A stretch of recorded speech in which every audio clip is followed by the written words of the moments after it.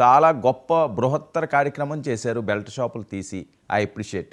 కానీ ఆన్లైన్ పేమెంట్లు ఎందుకు తీసుకోలేదు లిక్కర్లో?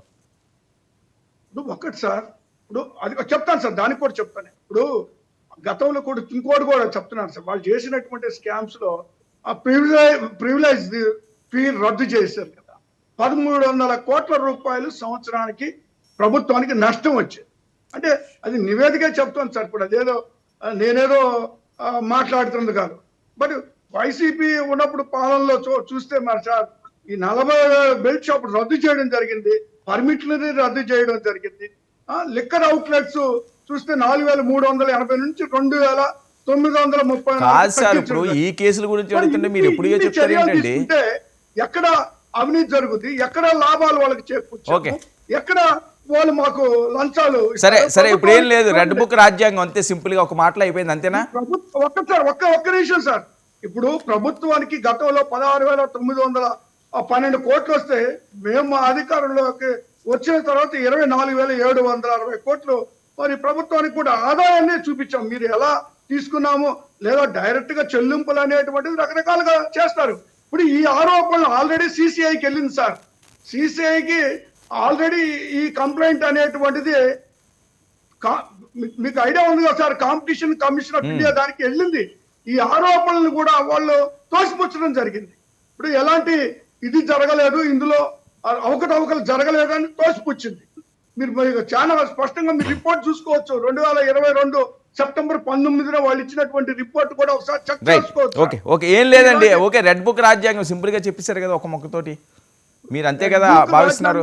ఇదేం కాదు, జగన్మోహన్ రెడ్డి గారికి అయితే అరెస్ట్ వరకు వెళ్ళరు, జగన్మోహన్ రెడ్డి గారు అరెస్ట్ అవ్వరు, ఇదంతా కక్ష సాధింపు చర్యల్లో భాగమే, అంతేనా సార్? ఇప్పుడు నిన్నటి దాకా వాళ్ళు ఏం మాట్లాడారు, కసిరెడ్డి సూత్రధారి అన్నారు. అది అయిపోయింది. ఇప్పుడు మిథున్ రెడ్డి గారు సూత్రధారి అంటున్నారు. మళ్ళీ దాని తర్వాత ఇప్పుడు జగన్మోహన్ రెడ్డి గారు సూత్రధారి అని ఈ అనుకూల మీడియా పత్రికల్లో టీవీల్లో ఈ ప్రచారాలు, ఏదైతే ఈ టీవీలో పేపర్లో వచ్చేటువంటి ప్రచారాలనే కేసులుగా భావించి లేదా సిట్టు వాటిని తీసుకొని మరి కేసులు పెడుతున్నటువంటి పరిస్థితి కూడా చూస్తా ఉన్నాం. కాబట్టి మేము చాలా స్పష్టంగా చెప్తా ఉన్నాం సార్, వీళ్ళు చేసేటువంటి ఆరోపణలు ఒకవేళ నిజంగా ఆరోపణలు అనుకోండి సార్, జగన్మోహన్ రెడ్డి గారికి అసలు సైఓకి ఒక ఫైల్ అని వచ్చి ఆయన సంతకం పెట్టి ఆయన నిర్ణయం తీసుకున్నట్టుగా ఏదైనా మరి సాక్ష్యాధారాలు చూపించాలి కదా. సాక్ష్యాధారాలు ఏమైనా ఉంటే చూపించుకోమనండి. స్కిల్ స్కామ్ లో ఎవరండి చంద్రబాబు నాయుడు గారు సంతకం పెట్టారా? స్కిల్ స్కామ్ లో చంద్రబాబు నాయుడు గారు సంతకం పెట్టారా? దేనికి అరెస్ట్ చేశారు అని అడుగుతున్నారు వాళ్ళు. స్కిల్ స్కామ్ కు సంబంధించి సాక్ష్యాధారాలు ఉన్నాయి సార్. అదే దానికి ఉన్నాయి, దీనికి లేవంటారా? సాక్ష్యాధారాలు ఉన్నాయి. చంద్రబాబు నాయుడు గారు ఫైల్ సంతకం తోటే వెళ్ళింది. అది మీరు మిగిలిన కావాలంటే వెరిఫై చేసుకోవచ్చు.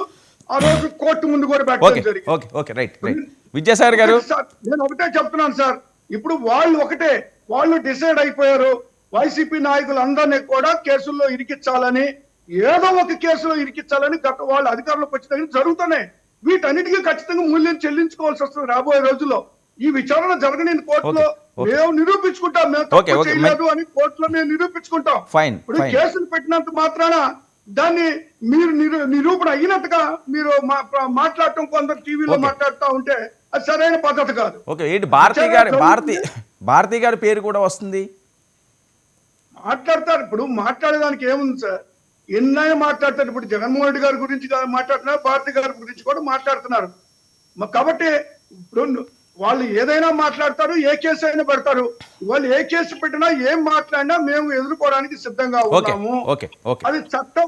ఇప్పుడు ఇది చట్ట పరిధిలో అంశం సార్. చట్టం దగ్గరే మేము ఖచ్చితంగా వాళ్ళకి ఏ సాక్ష్యాధారాలు ఉన్నాయో చూపిస్తారు, మాకేమున్నాయో మేము చూపిస్తాం.